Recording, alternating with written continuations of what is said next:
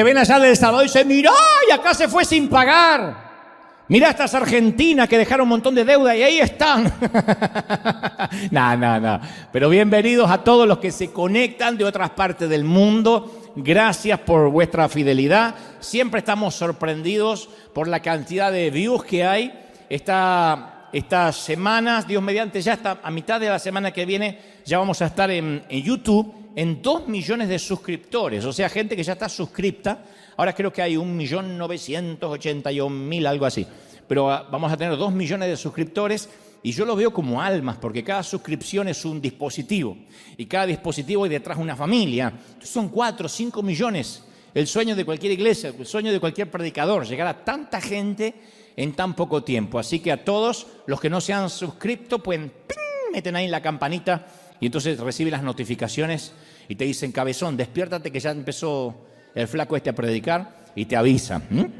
Así que eso es bueno. A todos los que están del otro lado, a todos los que están de México hasta Tierra del Fuego, allá en Alaska, en Asia, en donde sea que Dios y la providencia te hayan llevado, estamos listos para que Dios nos hable. Y como dije hace unos instantes aquí, antes de la transmisión en vivo, para una operación a corazón abierto. Voy a transmitirte lo que creo Dios me dijo que te diga. ¿Estamos listos, sí o no? Muy bien. Hace unos días atrás, yo leí una entrevista que le hacían en la gráfica a una gran escritora mexicana, Socorro Venegas. Y ella hizo varios cuentos, varias novelas. El último cuento, el más reciente, se llama La memoria donde ardía.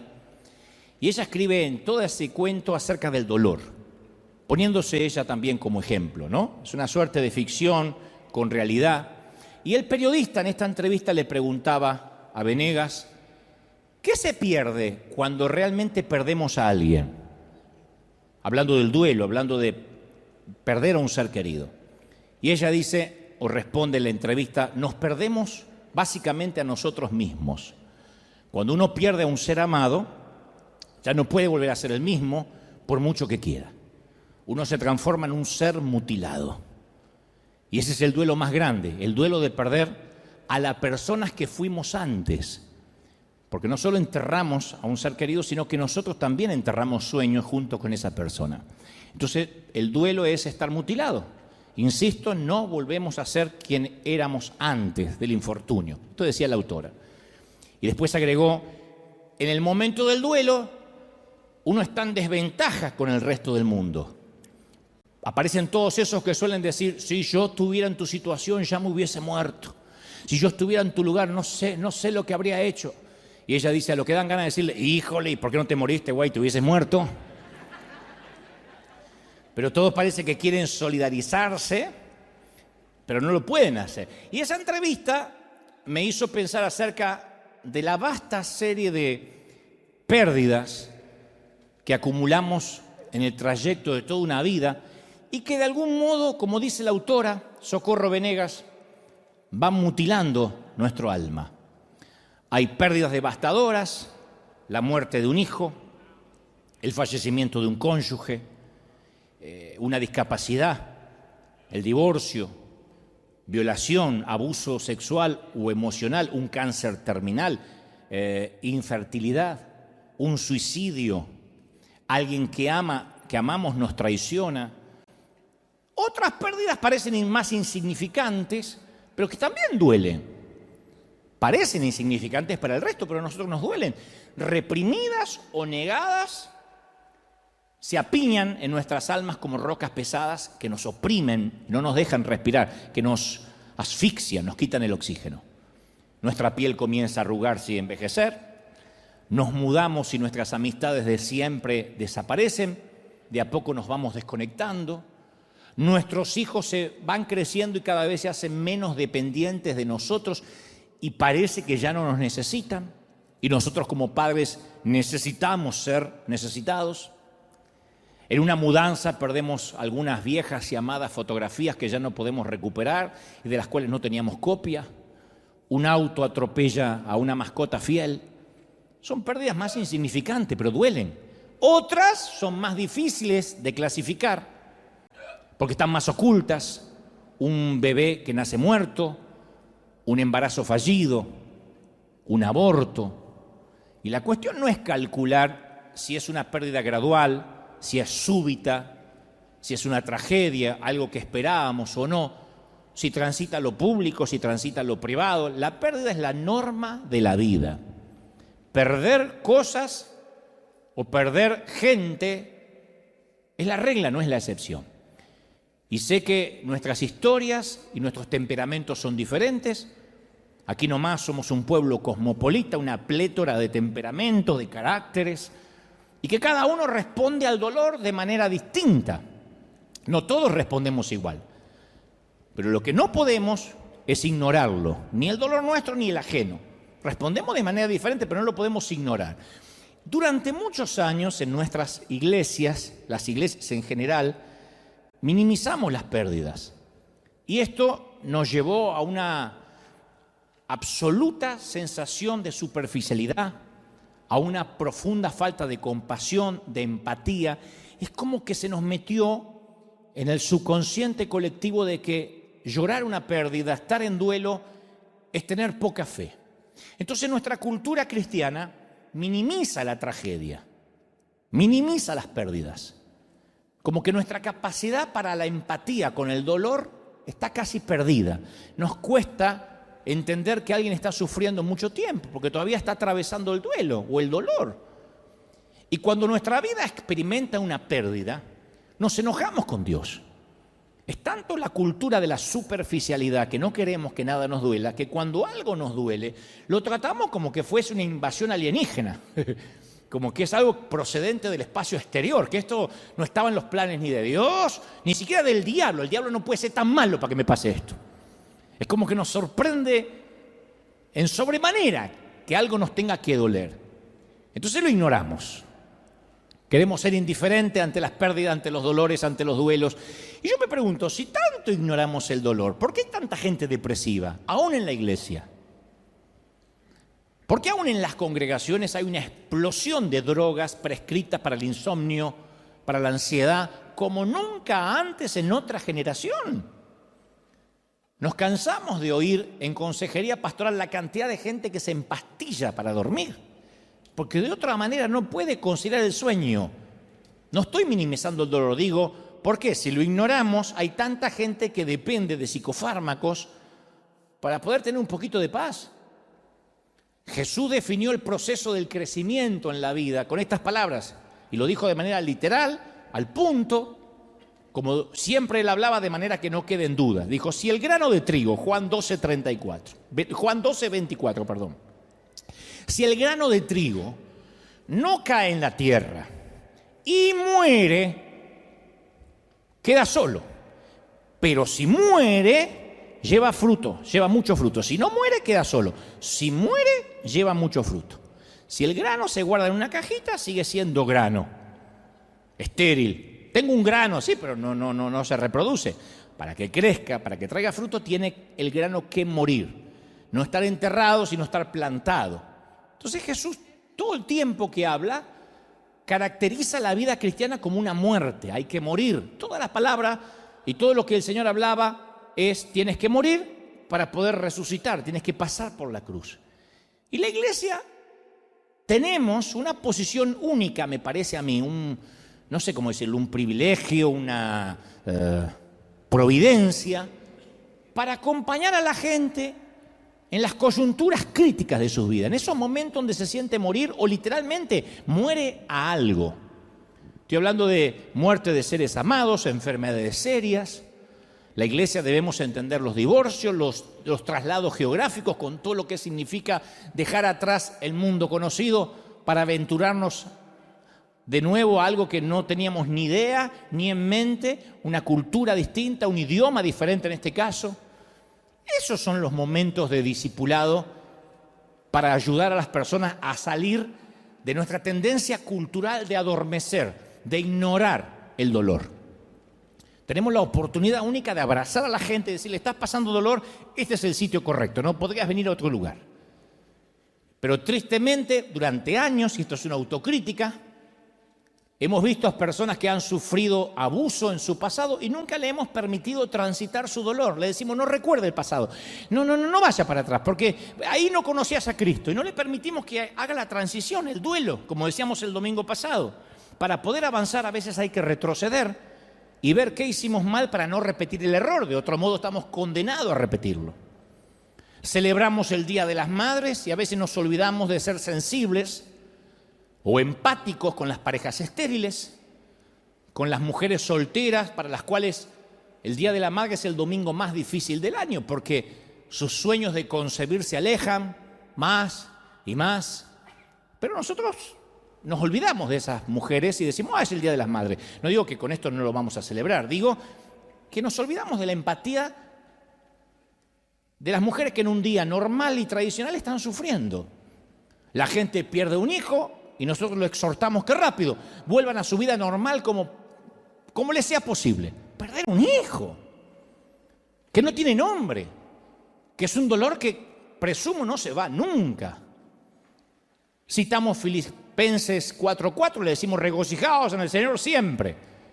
Una persona nos cuenta que está atravesando un dolor, un divorcio, una separación, una traición, y le recitamos Romanos 8:28, y le decimos, y sabemos que los que aman a Dios, todas las cosas le ayudan a bien. Sí, yo lo sé, pero estoy atravesando un dolor, nos confiesa.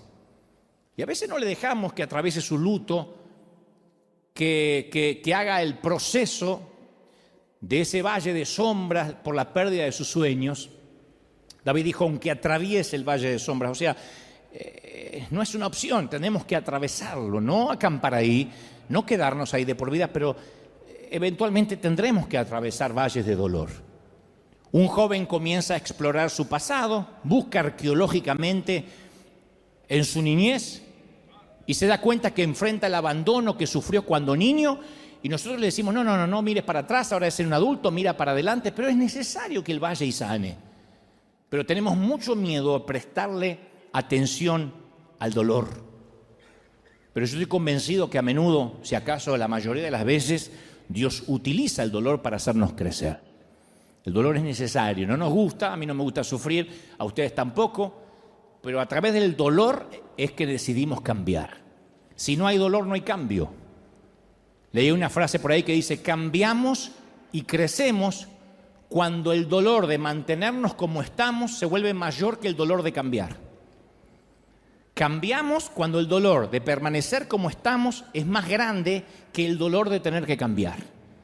Entonces el dolor nos saca de la zona cómoda, el quebranto. Por eso es necesario el duelo, por eso es necesario respetar los que están sufriendo, aunque estemos en la iglesia, porque es el proceso psicológico y la respuesta emocional ante la experiencia de una pérdida. Y uno tiene que tener una teología sobre eso. Es decir, acá hay mucha gente que ha perdido cosas, que ha perdido seres amados, que han tenido que atravesar o están atravesando un luto, que es el proceso, nada menos, de adaptarse a una nueva normalidad de vida, a una silla vacía, a una cuna que no tiene a un niño dentro, a una casa silenciosa, a una pérdida de empleo, a una nueva normalidad física, andar con muletas, a estar confinado en una silla de ruedas, a un cambio de una posición cómoda financiera a una que es más paupérrima. Eso es una nueva normalidad. No podemos decir cambié y ya está, tengo que tener alegría. Cuesta. Dicen que hay 5 etapas durante un duelo, los psicólogos. Primero la negación, el enojo, la negociación, la depresión y finalmente la aceptación. Esas son las 5 etapas del duelo. Y aunque a mí me ayuda bastante, y yo sé que esto es utilitario, práctico, a mí me gusta observar en las Escrituras cómo David atravesaba sus duelos, entre tantos que hay en las Escrituras. Pero me sorprende cómo David, porque David lo expresa al ser poeta, con su prosa descarnada, él contaba cómo atravesaba los procesos de pérdidas. Me encanta su respuesta al dolor, la respuesta del rey David a la pérdida. Cuando David se entera de la muerte de Saúl y Jonatán, él canta compone una canción, una endecha, que es una canción de lamentación, y entonces le pide a todos, a todo el pueblo, en su discurso como rey, dice: hijas de Israel, llorad por Saúl. En segunda de Samuel 1:24. Le pide a las mujeres de Israel que lloren por Saúl. David está ansioso porque otros se le unan al llanto, que derramen lágrimas de dolor por la enorme pérdida que ahora está enfrentando la nación de Israel. Es como que reconoce que se perdió una etapa preciosa, que se ha ido y que no va a retornar. No dice: menos mal que se murió Saúl, ahora yo soy rey. No, él dice: vamos a llorar. Y en 2 de Samuel 1:18, David también ordena que en su endecha, o sea, su canción de lamento, se les enseñe a los miles de hombres de Judá. Él dice que el llorar no sea un patrimonio solo de las mujeres. David, a pesar de ser un guerrero, era un tierno. Él dice que no lloren solo las mujeres, también los hombres deben llorar. Quiero que la aprendan, que la memoricen y que la repitan, este lamento por Saúl y Jonathan. Y yo pregunto, ¿cuándo fue la última vez que cantamos en la iglesia un lamento como ese en el servicio de adoración a Dios? De hecho, ¿quién recuerda la última vez que se te enseñó la importancia de afligirse por una pérdida e integrarla a la adoración a Dios? Hoy vengo a adorar y vengo a llorar que estoy deshecho. ¿Cuándo fue la última vez que alguien te dijo: bueno, si tienes ganas de llorar, llora, mijo? Llore como macho hombre. Que se te caigan los mocos entre los bigotes, así, llora. Generalmente te dicen: no, confiese victoria, no le dé lugar al diablo.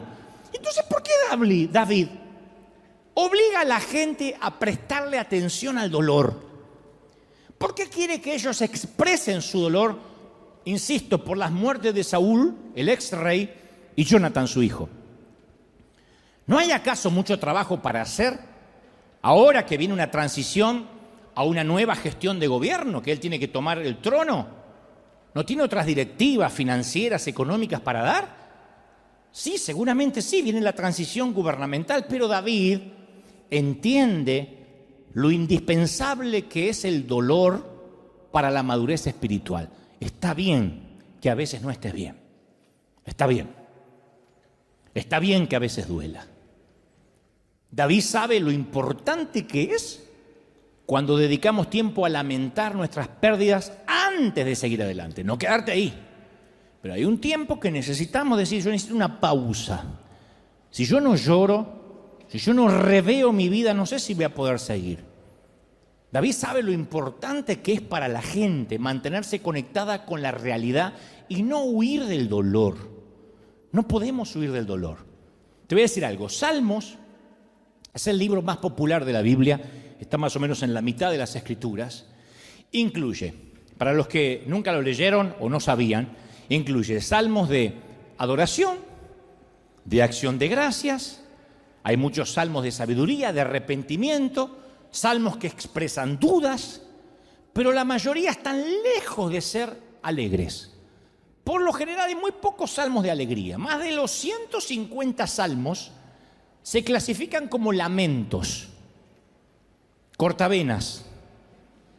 La mayoría de los 150 salmos son medio como los boleros o como los tangos argentinos. Me dejó la morocha y se fue con otro, la desgracia. Bueno, algo así son los salmos.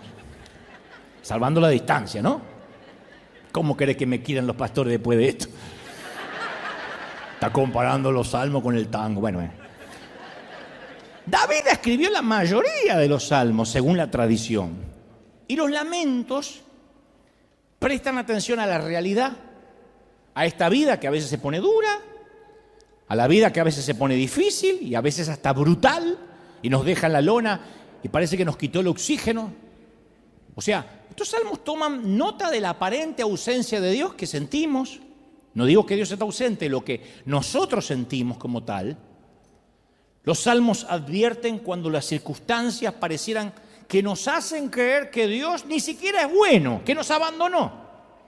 Esas situaciones que dicen: no me digas que Dios me está amando y cuidando porque yo no lo siento así ahora. Salmos que claman consuelo, que claman compasión.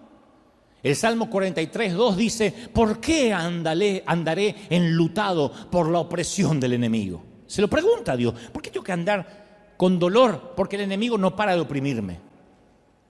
El Salmo 77:8 dice, ¿has cesado tu misericordia? ¿Cuántas veces oramos así en privado? Señor, ¿te olvidaste de mí? ¿Te olvidaste de tener misericordia de mí? Dice el salmista. Salmo 42:3 dice, fueron mis lágrimas mi pan de día y de noche. Porque una cosa es llorar en el sosiego de la noche, cuando el alma se ensancha, cuando nos vamos a descansar. Otra cosa es decir, no, yo todo el día vivo angustiado. Ahí está en la declaración de los salmos. Salmo 88:6 dice, me has puesto en el hoyo profundo. Un salmo que le echa la culpa a Dios de estar en el hoyo. En tinieblas profundas. Sobre mí parece que reposa tu enojo. Me has afligido, Señor. Ahí están escritos, son crónicas descarnadas. Y muchos de nosotros hemos adoptado la costumbre de negar el dolor, de negar la aflicción. No, estoy bien, estoy bien, estoy bien, estoy bien, estoy bien. Y mientras te llevan en la ambulancia al hospital. Quizá la manera más popular de no prestar atención a nuestro dolor y a nuestras pérdidas sean los mecanismos que tienen que ver con la adicción. Cuando tratamos de llenarnos de algo para no pensar en lo que nos duele. La gente utiliza el trabajo, la televisión, el alcohol, salir de compras, de parranda, los negocios, las aventuras sexuales, todo con el fin de mitigar el dolor, de no pensar. Por eso es que comienza el alcohólico a tomar, para no pensar. Conocí un borracho que decía, ¿y por qué tomas? Para olvidar. ¿Para olvidar qué? Para olvidar que soy un borracho. ¿Y qué usamos los cristianos? Para olvidar el dolor. El servir a Dios, incansablemente. El ser un 24/7 servidor de Dios. Usamos el servir a Dios para no tener que enfrentar el dolor. Entonces las actividades cristianas, el estar toda la semana metido en la iglesia y sirviendo, se vuelven dañinas cuando las utilizamos sin darnos cuenta para escapar del dolor, para no enfrentar el dolor. Es una adicción más santa, si se quiere, más religiosa, pero adicción al fin. Porque tenemos la presión de mostrar una imagen madura, espiritual. Eso nos persigue a la mayoría, demostrar que todo está bien. Y olvidamos que ninguno de nosotros es perfecto, que todos sufrimos. Generalmente los predicadores no suelen contar sus infortunios, sus tristezas, sus depresiones, pero porque la mayoría finge. Y no porque son hipócritas necesariamente, sino porque piensan que si se muestran auténticos eso va a socavar la autoridad. Piensan que si se muestran débiles, el que está escuchando va a decir, si este está débil, ¿qué me queda para mí? Me suicido. ¿Piensan eso? Yo creo que no. Yo creo que nos hace bien saber que no somos perfectos. ¿Cuántos de nosotros quisiéramos, por ejemplo, no me digan amén, pero por la carita voy a saber que me dicen amén, ¿cuántos de nosotros quisiéramos borrar ciertos acontecimientos de nuestra historia pasada para no deshonrar el nombre de Dios? ¿Cuántos quisiéramos decir, ay, eso si lo pudiera borrar, no quiero que me lo recuerden? David no lo hizo. Como rey, podía haber hecho borrar cualquier registro de su fracaso moral, pero usó su poder para asegurarse que en los libros de historia todas las generaciones futuras leyeran de que él había fracasado. De hecho, David escribió una canción sobre el fracaso. Ahí está el Salmo 51 cuando dice, canción que compuso David después que pecó con Betsabé y se arrepintió. O sea, le puso el título para que quede claro. No es como esos compositores que cantan, no sabes si le canta a la luna, al amigo, a la novia o al tío. No, acá está clarito. Y compuso una canción de quebranto para que se cantara en los servicios de culto de Israel y se publicara también en los manuales de culto, que son los salmos. Lo puso en el cancionero, el día que fracasé. Otro de los grandes hombres, Pablo, escribe, deja escrito, le dice a las iglesias de las cuales él pastoreaba, le dice acerca de los ruegos que él tiene personales, acerca de los cuales Dios no le respondió respecto a un aguijón de la carne, que todos presumen que era una debilidad.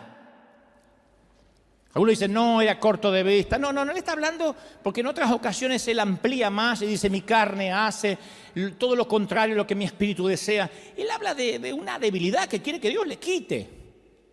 Y después le agradece a Dios por esas debilidades, porque le recuerda a los lectores que esa debilidad lo mantiene humilde y que se perfecciona a Dios en su debilidad. Abre el corazón. ¿Cuántos cristianos conoces hoy en día que harían esto? O de manera pública. Les voy a contar mi debilidad. La Biblia no oculta los defectos y el dolor de sus héroes.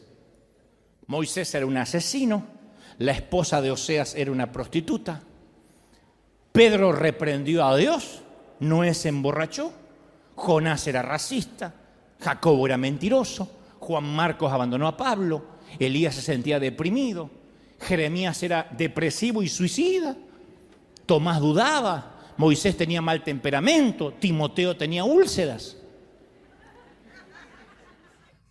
Ustedes tienen menos Biblia que una mezquita, lean. Cuando se ríen en el momento equivocado es porque no han leído la Biblia.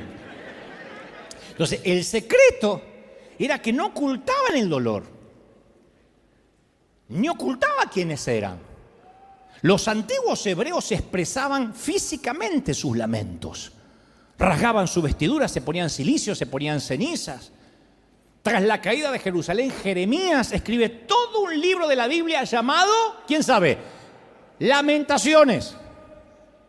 Lamentaciones. Es como decir, voy a escribir un libro que se llama Cortavenas. Lamentaciones. No es metafórico, son lamentaciones, las quejas de Jeremías. Y ahí están las Escrituras. Imagina a Jesús, según Isaías 53:3, varón de dolores, en las siguientes situaciones. Está ante la tumba de Lázaro y en lugar de llorar como lloró por su amigo, dice, bueno, andando todo el mundo, vamos María, Marta, empodérense, chicas. Power, empodérense. Chicas, chiques, chicos, imagínense. Yo me ocupo de esto, vamos, Lázaro, vamos a sacar la bendita al pibe. No, yo no. O cuando Jesús estaba en la cruz, en lugar de clamar, Dios mío, ¿por qué me has desamparado? Le hubiese gritado a la cruz, bueno, no es para tanto, grito de júbilo.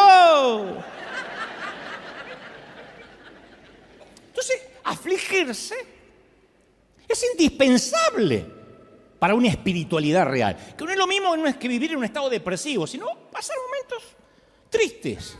Por eso siempre digo que no hay catástrofe más grande que la vida espiritual que no tiene realidad, que no es genuina.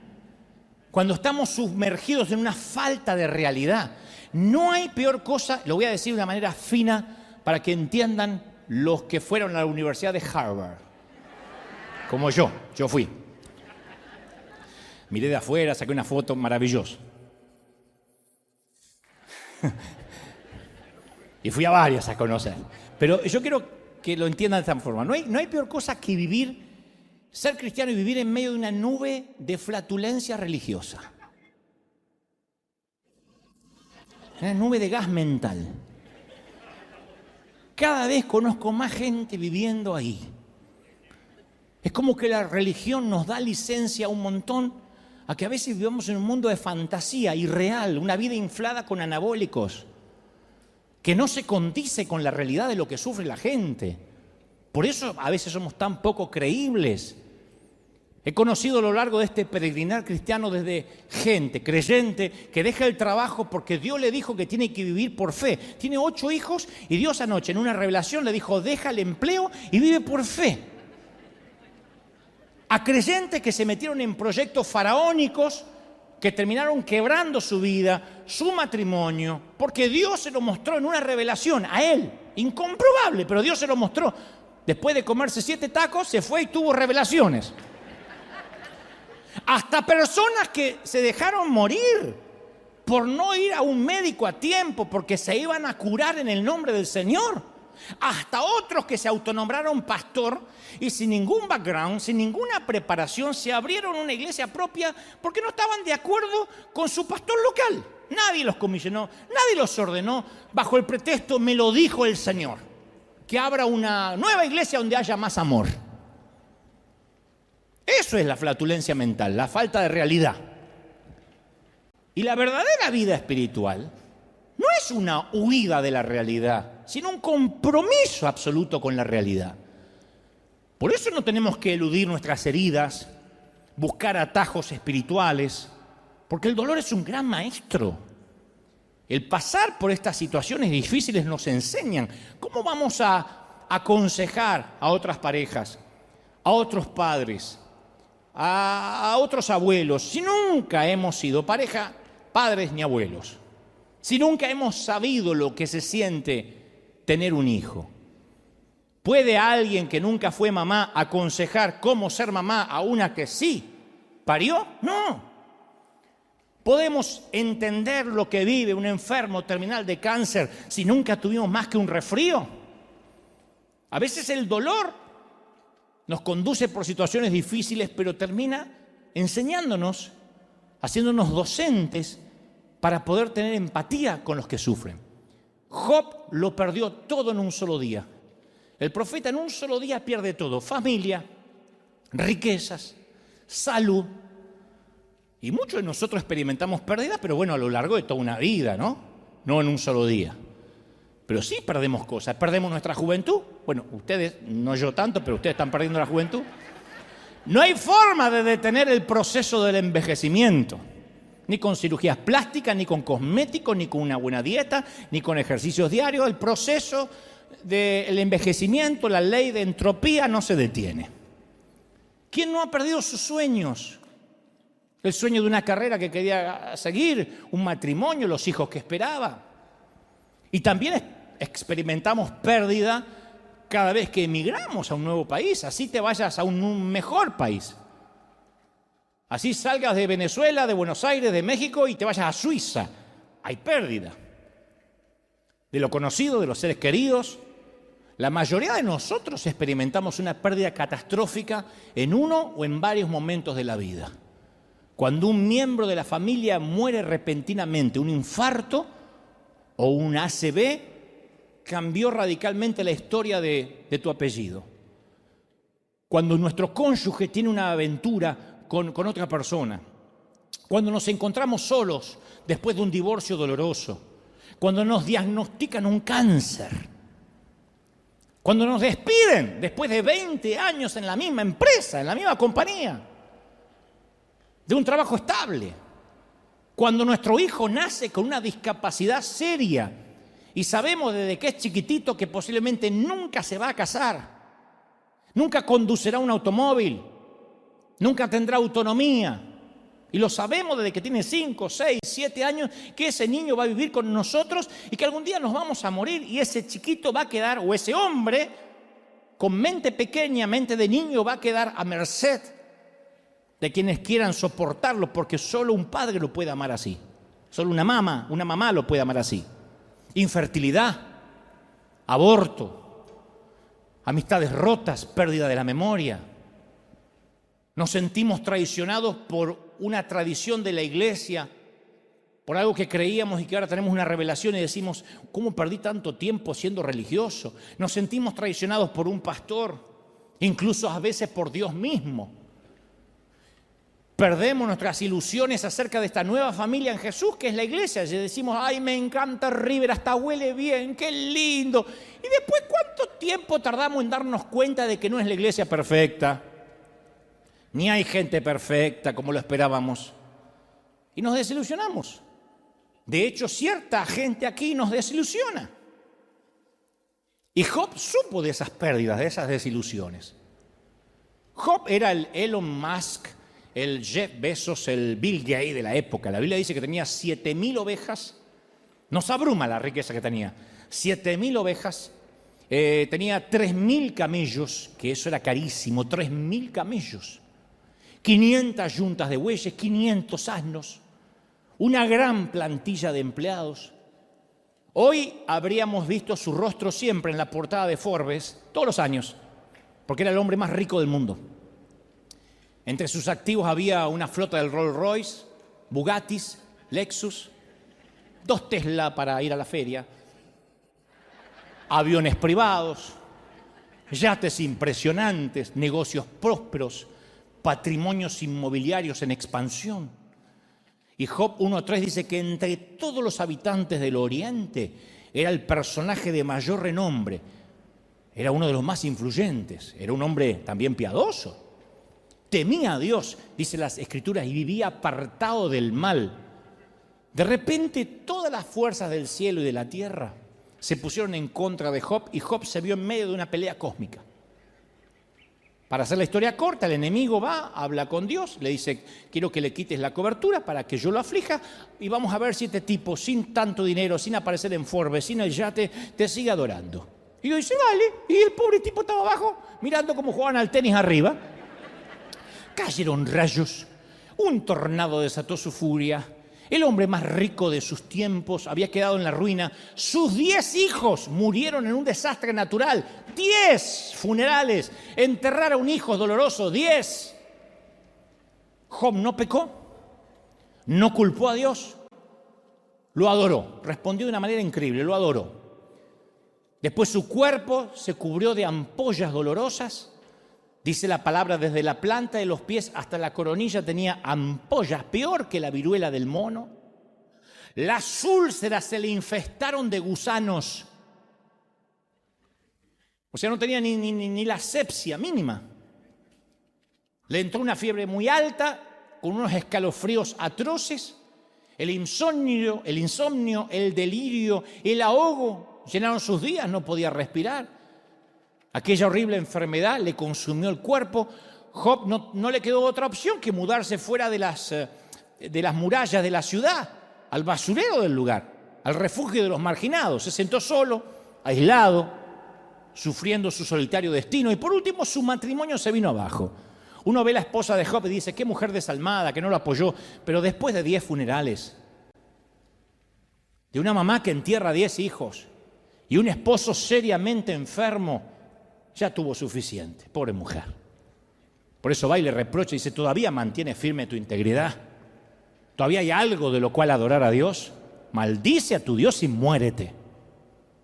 Son palabras duras, pero solo aquellos que han experimentado el dolor intenso sabe que uno dice palabras tan atroces y hostiles como esa en momentos de dolor.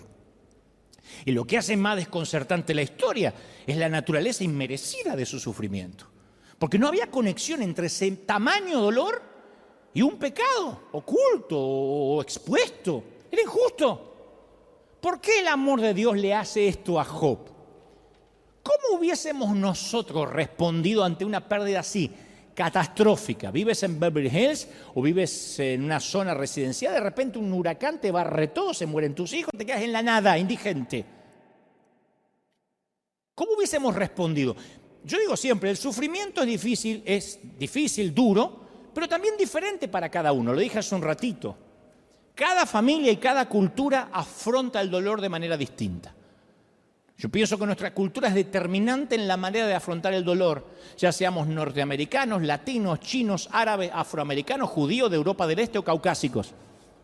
Pero todos nosotros afrontamos de manera distinta el dolor. En un extremo del espectro están los anglosajones, los gringos, los huesos colorados, que siempre que hacen un funeral o tienen dolor, ellos tienen unas emociones, parece como sin alboroto y sin desorden. Parece que de chiquitito le dicen, si algún día tenés un infortunio, no pierdas la calma. Yo he ido a los primeros funerales en mi vida, gringos, son muy pragmáticos. La mayoría, siempre hay excepciones a la regla, ¿no? Pero la mayoría no sabe si estás en un memorial o en la entrega de los Oscars. ¿Vieron los memoriales o los funerales gringos? Son así. Pasa el hijo del difunto totalmente estoico, el chiquito tiene 11 años y pasa así, como para una graduación, vestido impecable como un gato de rico, todo así. Y dice, oh, papá era realmente genial. Oh, ¿sabes? Me enseñó a jugar baloncesto y me hacía las mejores malteadas. Y está el viejo ahí en el cajón, pero ni lo mira. En el extremo opuesto estamos los latinos. que nos pasamos toda la noche llorando frente al ataúd. Y es más, hay peores. En lugares como Italia y Grecia, las mujeres llevan ropa negra por el resto de su vida, las griegas y las italianas. Ropa negra por el resto de su vida después de la muerte de su esposo. Capaz que tienen 3 maridos más, pero con ropa negra. Y en los funerales italianos, yo los he visto, hasta golpean el féretro con los puños, gritan el nombre del muerto. Las viudas enojadas insultan al muerto porque se murió. ¡Imbécile! ¡Ma calzone! ¡Perché sei morto! ¡Perché sei morto! ¡Mi hai lasciato vedova pianto! ¡Perché sei morto! Y todo el mundo se enteró. Saltan dentro de la tumba cuando bajan el ataúd, se tiran arriba, lo tienen que sacar.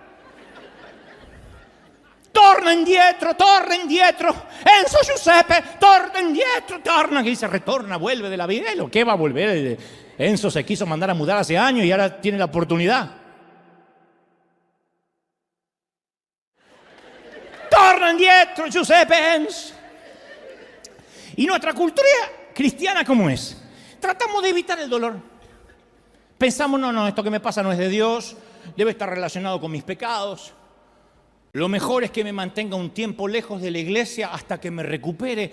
Fíjate vos qué locura, qué ironía, qué contrasentido. La gente abandona la iglesia porque se siente mal para ir a la iglesia. Es como decir, estoy demasiado enfermo como para ir al hospital. Esperás que me recupere y ahí veo al médico para no decepcionarlo. ¡Una locura! ¿Y cuál es el corazón del cristianismo? Nos dice que el camino a la vida es a través de la muerte, como el grano de trigo, y la resurrección. Ahora, yo sé que es más fácil predicarlo que vivirlo, yo lo sé. Pero tenemos que familiarizarnos con el dolor y decir, sí, ahora me toca pasar esto. Mira, cuando somos chiquitos, se crea una barrera. El cerebro está tan bien diseñado por Dios que cognitivamente el cerebro crea una barrera defensiva para librarnos del dolor. Eso es uno de los más grandes regalos de Dios.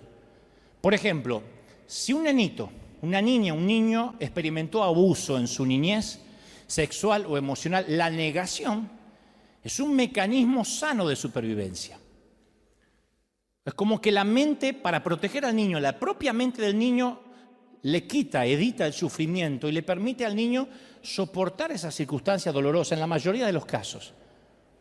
Es muy saludable no experimentar esos dolores cuando uno es un infante, con el fin de sobrevivir emocionalmente. No obstante, la transición a la adultez nos exige que maduremos y superemos esos mecanismos de defensa de la negación y mirar de frente a la realidad. Porque Jesús dijo, y conoceréis la verdad y la verdad os hará libres. Pero si no conocemos la verdad, nunca tendremos libertad. Entonces, inconscientemente muchos llevamos a la vida adulta muchos mecanismos de defensa para protegernos del dolor. Y en esa etapa de la vida adulta bloqueamos nuestro crecimiento espiritual y emocional, como dije el domingo pasado. Entonces tenemos muchos mecanismos de defensa contra el dolor, especialmente los cristianos. Lo anestesiamos, número 1. En el peor de los casos, con una botella de tequila, con vino, con una hora de pornografía en internet, con sexo casual. Número 2, lo negamos. Pretendemos que nada nos duele, ingeniamos un plan para que nadie note que estamos sufriendo y toda la vida es una farsa. Número 3, lo minimizamos. No me duele, esto ya va a pasar, tengo victoria, hay otros que sufren peor que yo, no me puedo quejar. Sí, pero es tu dolor. ¿Hayas perdido a tu madre o un auto atropelló tu mascota? Es tu dolor. Número 4, lo enterramos.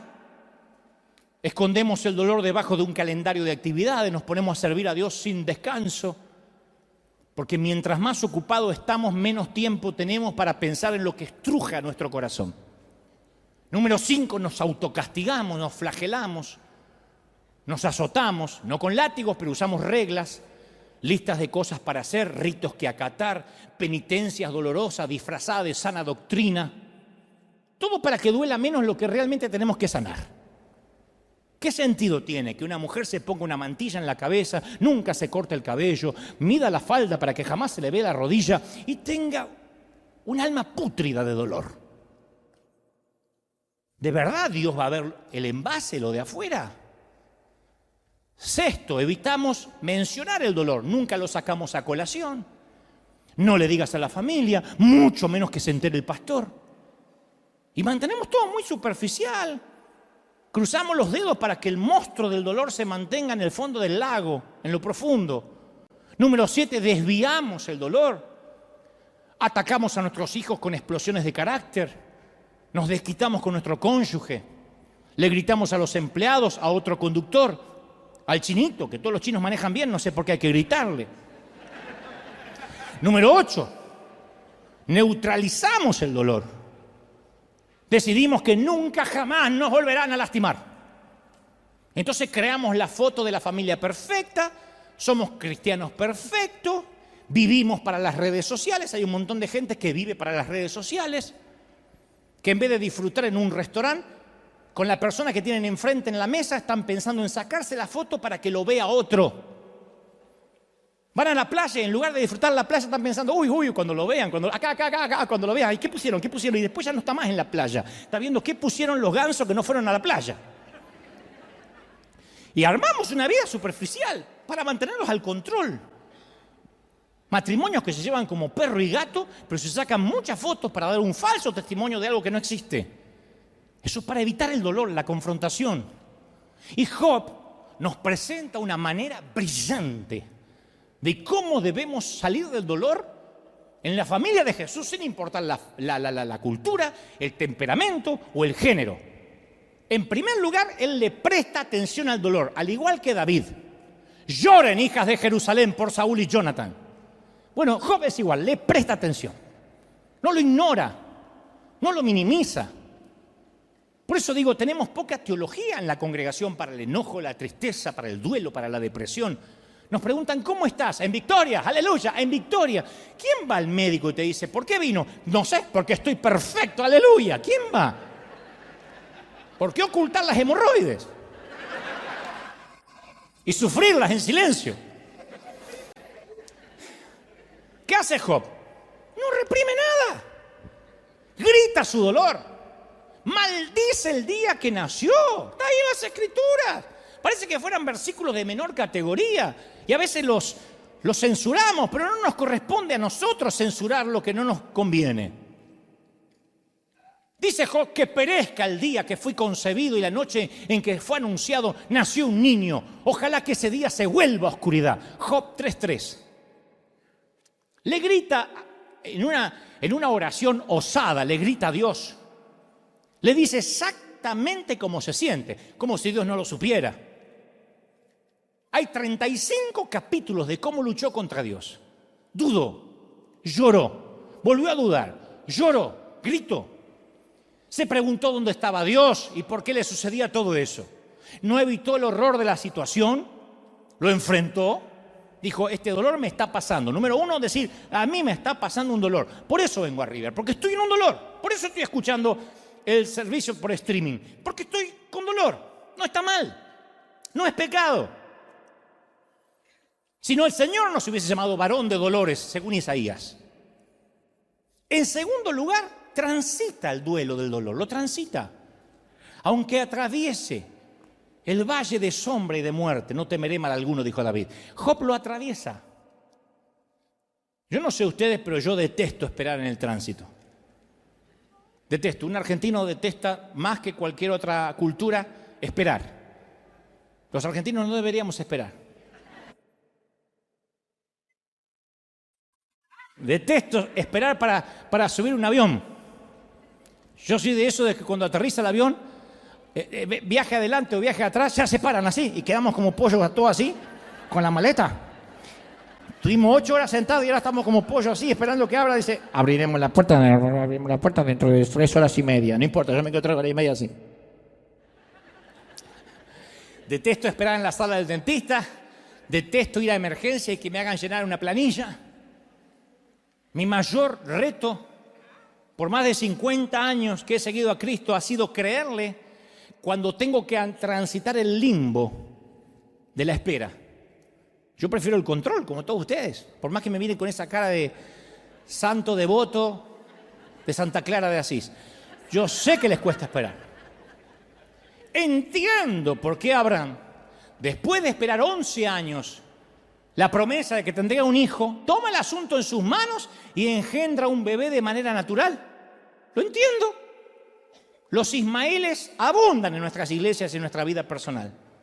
Los atajos. Por eso uno de los mandatos más radicales del Señor es: guarda silencio ante el Señor. Guarda silencio y espera en Él con paciencia. Salmo 37:7. Guarda silencio, cierra el pico, cierra la jeta, dice una versión Dante habla hoy, y espera. Obedecer requiere humildad. Job pasa un periodo de duelo donde los allegados lo dejan. Porque la teología de la gente que lo rodeaba a Job, como a veces la teología de quienes nos rodean, no tiene suficiente Dios en la ecuación para atravesar esa etapa, ayudarnos a atravesar la etapa del dolor. Todos quieren venir a resolvernos el problema y a darnos consejo, cuando uno no quiere escuchar consejo, uno quiere un abrazo. Job tuvo que batallar con sus 3 amigos religiosos que estaban convencidos de que él estaba sufriendo por pecado. Job, estás cosechando lo que sembraste, le dicen al lado de la cama. Necesitas arrepentirte. El otro religioso dice: algo habrás hecho. Estás sufriendo por tu pecado. Estos 3 amigos representan el legalismo de la iglesia. Y esta no era la verdad. Estaba sufriendo a pesar de que era inocente. Y sus amigos, como muchos creyentes hoy, se creían que eran Dios y se ponían en el lugar de Dios y dice: esto dice Dios. Entonces Job tenía 2 luchas por delante. Con sus amigos que dicen: esto dice Jehová. Y encima todo lo que le estaba pasando. Viste que esa gente siempre que cree saber por qué estás pasando lo que estás pasando, siempre aparecen.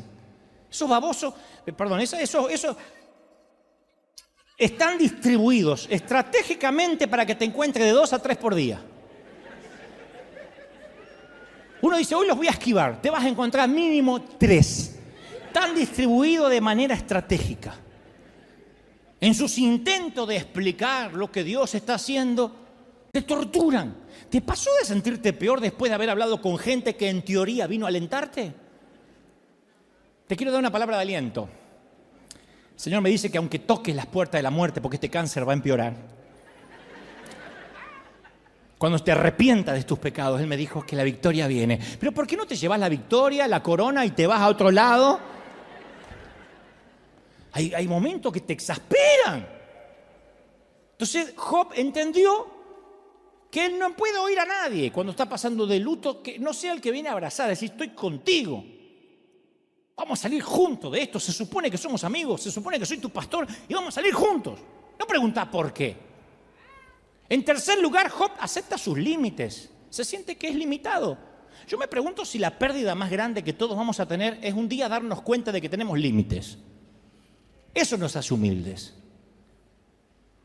El principio de la sabiduría es saber todo lo que no sabemos. Job aceptó sus límites. Yo te voy a dar una lista realista y cruda de tus límites, porque me están mirando diciendo: yo no. Yo te voy a dar una lista. Me voy a incluir, nada más para que no se sientan solitos. Me voy a incluir. Nuestro cuerpo físico. Nuestro cuerpo se está muriendo. Todos nuestros cuerpos se están muriendo. Todos estamos más cerca de la tumba que del útero. Todos, ninguno va al revés. Ninguno va en reversa. Todos nos estamos muriendo y algún día regresaremos al polvo. Todos tenemos que comer, beber y dormir para vivir un día más. Fíjate qué dependencia. ¿Quién dice: yo me puedo acostumbrar a no comer? El día que te acostumbras a no comer, te morís. Pero todos tenemos que comer, beber y dormir. Ni siquiera todos los cirujanos plásticos del mundo pueden detener tu proceso de envejecimiento.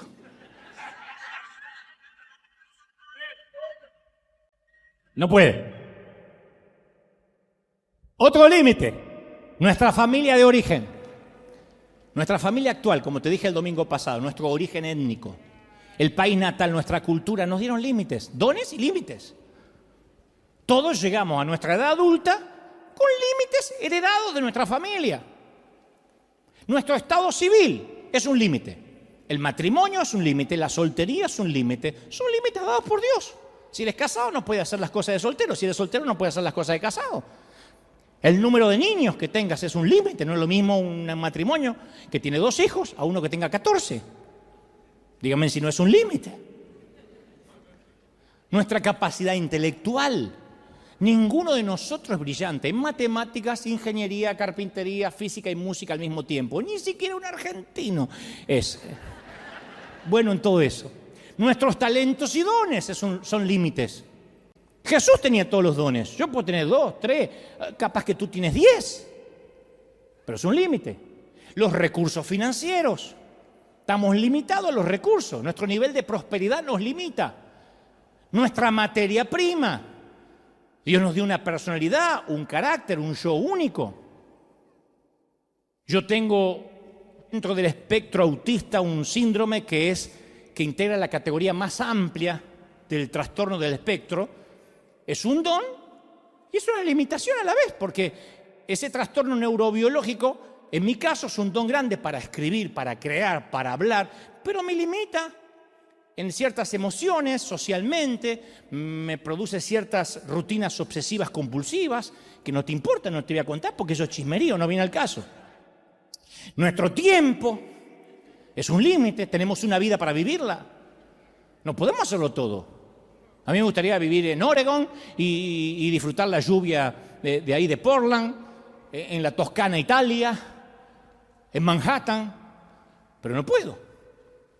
Quisiera tener otras profesiones, otras disciplinas, no puedo, mi tiempo no me alcanza, la vida ya no me alcanza. Nuestro entorno o iglesia es un límite. Trabajamos en medio de cardos y espinas. ¿Quién no quisiera la iglesia perfecta? Pero nosotros no tenemos perfección para darla, de modo que la podamos exigir. ¿Quién tiene un código de moral demasiado alto para decir merezco la mejor iglesia? Nuestra comprensión espiritual es un límite. Dice Deuteronomio 29, lo secreto le pertenece a Dios. Entonces, crecer significa que no somos el centro del universo, que no somos el eje del planeta. Y para algunos es muy doloroso aprender esto.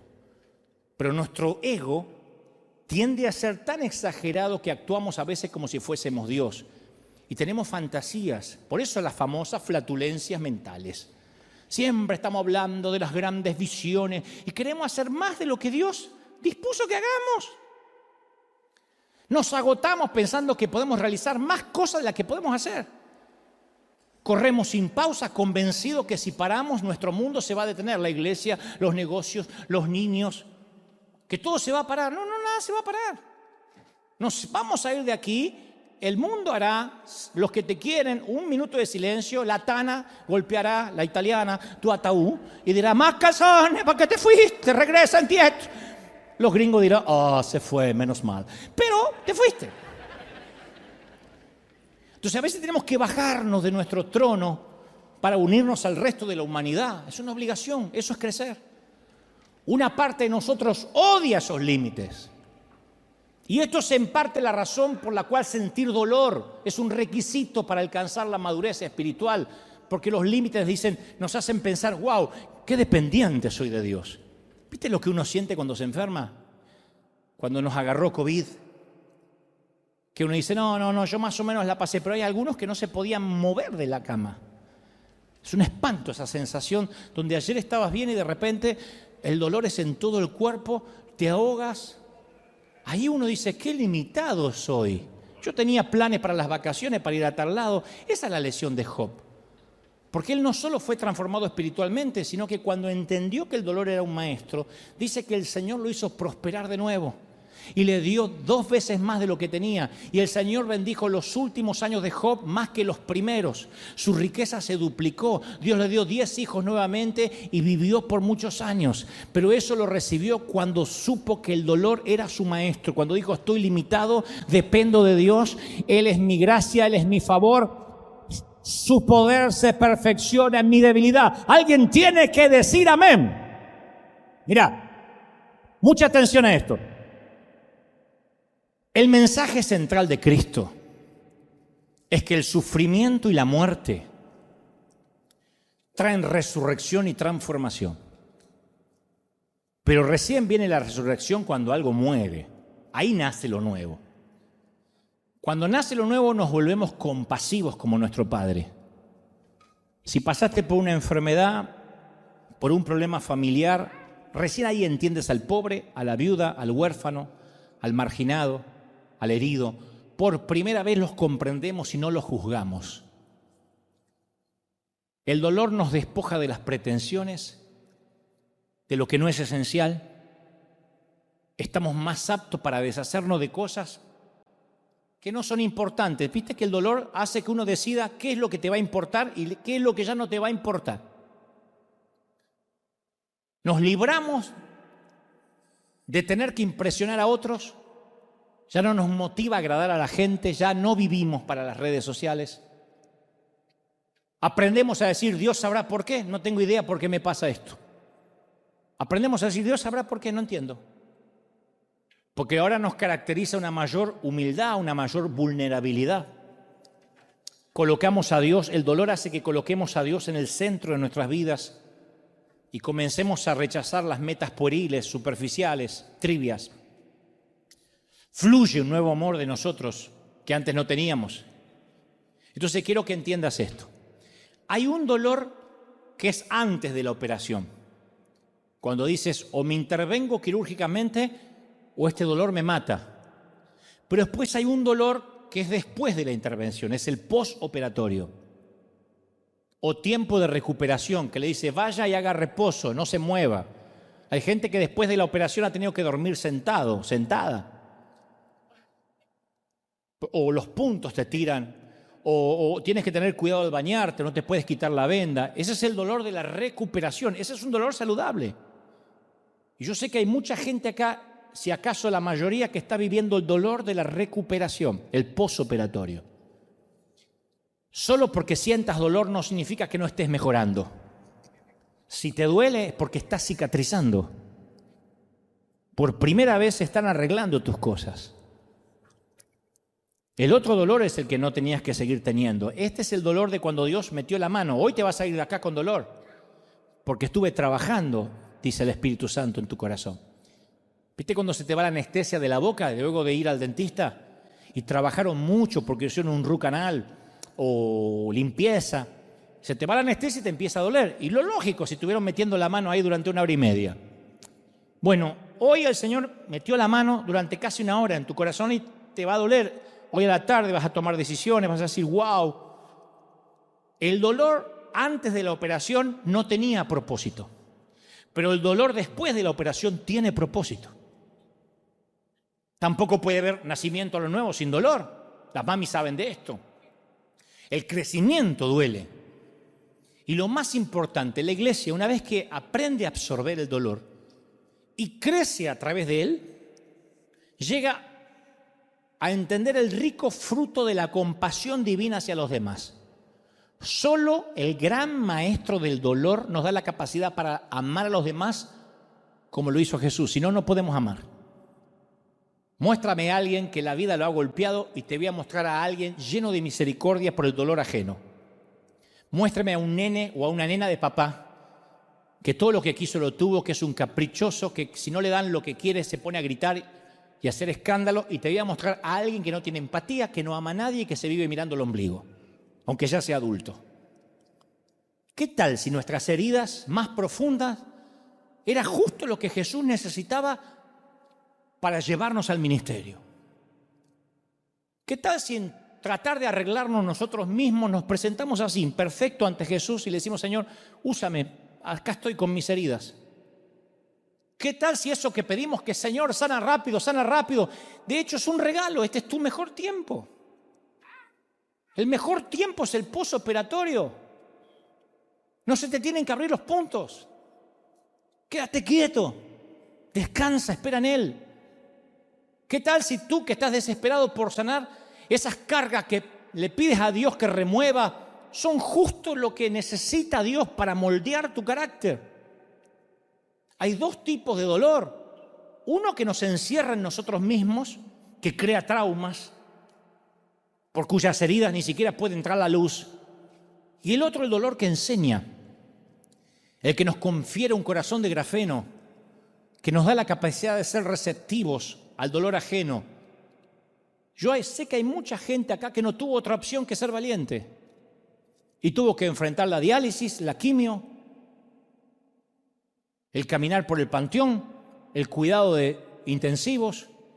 Yo sé que a veces la vida no te dejó otra opción que ser valiente.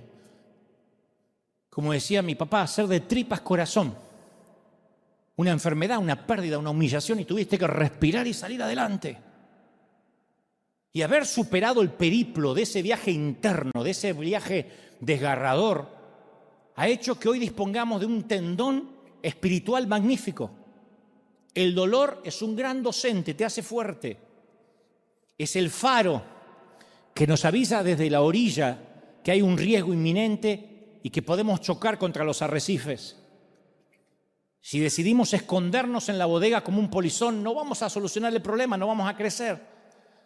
La única salida posible es girar el rumbo, alzar las velas, ser un piloto de tormenta, tomar nuestras vidas por el timón, buscar mares más serenos, corrientes más propicias, vientos más esperanzadores.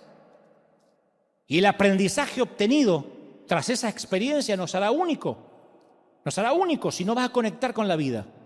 Así que hoy yo te invito, esta mañana, por primera vez quizá, a que juntos celebremos y honremos y le agradezcamos a un gran docente, don Dolor. Vamos a decir, Señor, gracias porque eso me trajo hasta aquí, me capacitó, me ayudó y me bendijo. Vamos a honrar al maestro del dolor. Vamos a honrar con un aplauso a ese dolor. Celebra por los momentos difíciles, como Job. ¿Te atreves a adorar por los momentos duros? Agradece por los momentos de dolor. Celebra al Rey. ¡Aleluya!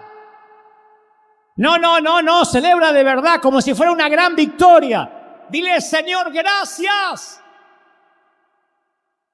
Caramba que duele, pero celebro ante Dios que me tocó pasar ahora. ¡Aleluya! Vamos, celebra al Rey de Reyes, al Señor de Señores.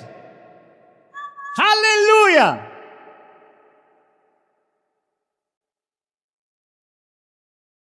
Esta semana escuché un secreto que te lo voy a regalar, una perla más antes de que te vayas. La escuché de un gran predicador.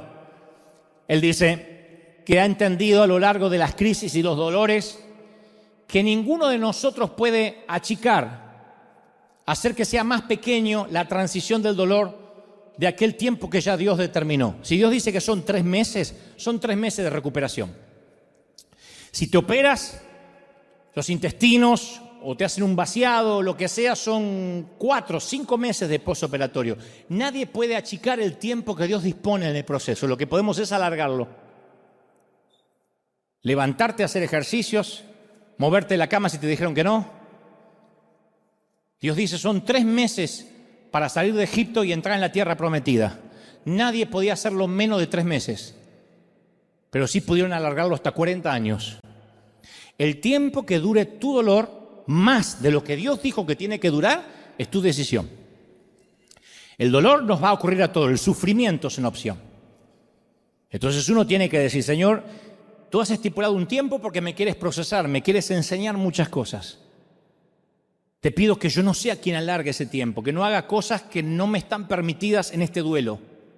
Quédate quieto, descansa en el Señor. No hay nada que puedas hacer. ¿Me oíste? No hay nada que puedas hacer. Solo espera en el Señor, confía en Él. Es duro confiar en Él y sí, a veces no se ve nada, pero sigue confiando en Él. Él fue fiel, Él no ha cambiado a pesar de tu infidelidad. No estires, no alargues el proceso del dolor. No la friegues, no la arruines. Hoy te vas operado, yo acabo como cirujano de cerrar lo que abrí. Voy a quitarme los guantes. Acabo de transmitirte lo que creo Dios me dijo que te diga.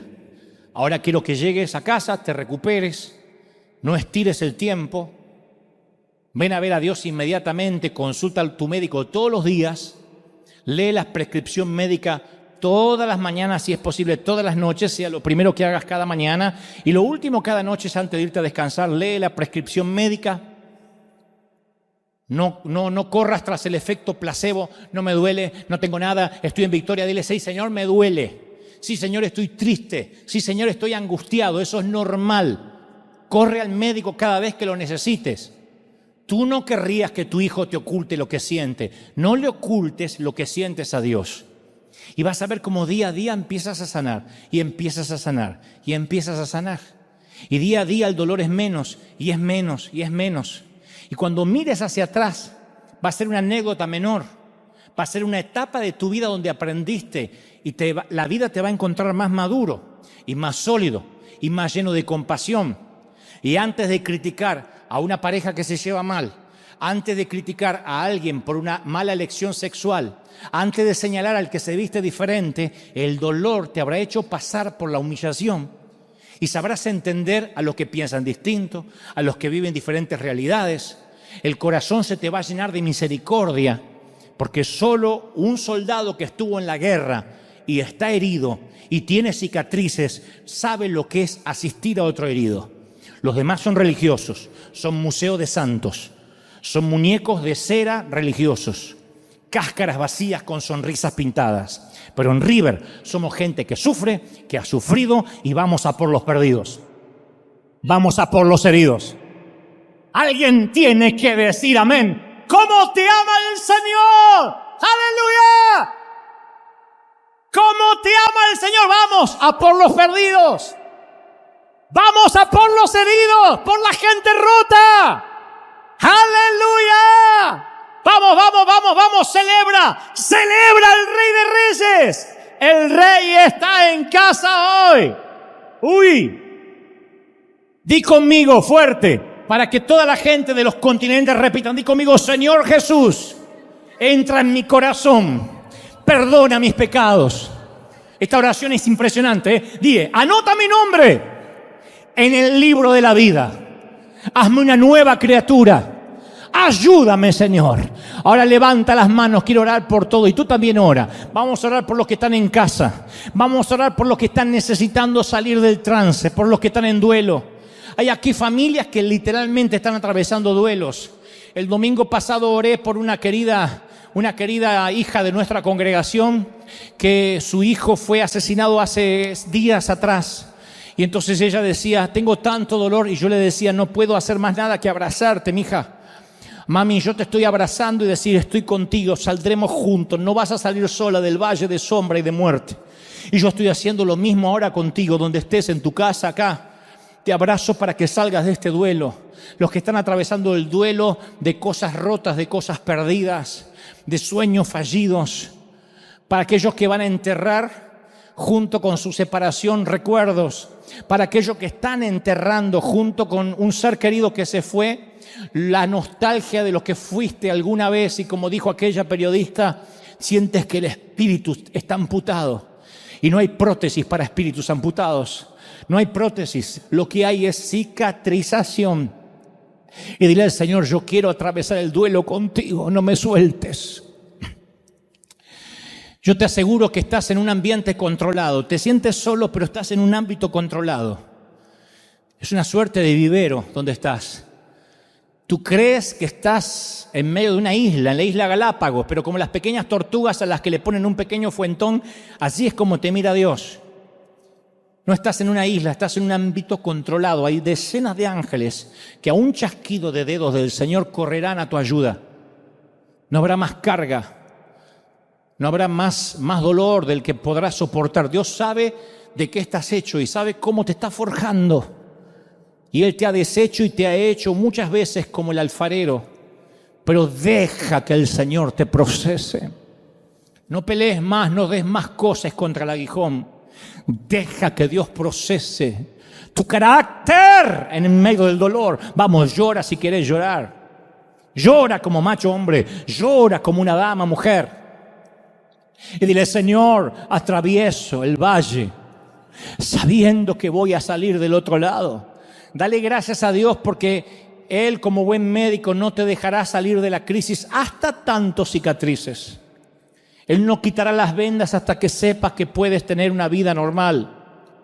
Mientras tanto, mientras que estés atado metafóricamente a esa muleta, a esa silla de ruedas, a esa cama, estás controlado. ¿Has oído aquella frase? El enfermo está bajo control, está asistido todo el tiempo, tiene oxígeno, tiene suero. Bueno, eso es lo que está ocurriendo con tu vida. El Señor te ha puesto en cuidados intensivos. Y tú crees que te ha abandonado, pero Él dice, yo te puse en cuidados intensivos. 24 horas te estoy asistiendo. Yo no te voy a dejar solo. No vas a pasar a la habitación común todavía. Porque te quiero controlar. Porque tengo planes y proyectos para ti muy grandes, dice el Señor. Y para eso tu carácter tiene que procesarse, para eso tu temperamento tiene que pasar por el crisol. El oro tiene que quedar debajo y la impureza tiene que subir para que yo la quite. Y esa ira oculta en ti, ese dolor oculto en ti, esa lujuria oculta en ti, ha de subir a la superficie. No te asustes, yo te estoy refinando, dice el Señor. Yo te estoy procesando, dice el Señor. Vamos, levanta las manos y comienza a adorar al Señor por eso. Dale gracias por el gran maestro del dolor. Dale gracias por la docencia que Él está ejerciendo en tu vida, en tu familia, en tus cosas. Me dice el Señor, yo no te dejo salir de mi clínica hasta que no haya hecho contigo lo que dije que iba a hacer. Te voy a bendecir, voy a abrir puertas, voy a darte los sueños que tienes, pero antes tendrás una dosis de realidad. No te asustes, yo estoy al control, dice el Señor. Haz de cuenta que es una montaña rusa donde los niños pueden ir con tranquilidad. Es un riesgo controlado.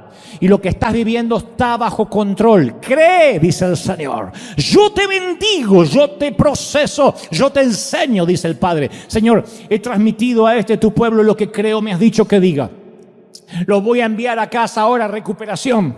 Pero sé que el proceso ha de terminar en algunos, ha de continuar en otros y ha de comenzar también en unos pocos. Sé que este proceso es para bien, porque pensamiento de bienestar tienes para nosotros y no de mal, porque se te ha placido amarnos y adoptarnos. Enséñanos. Gracias, Señor, por enseñarnos.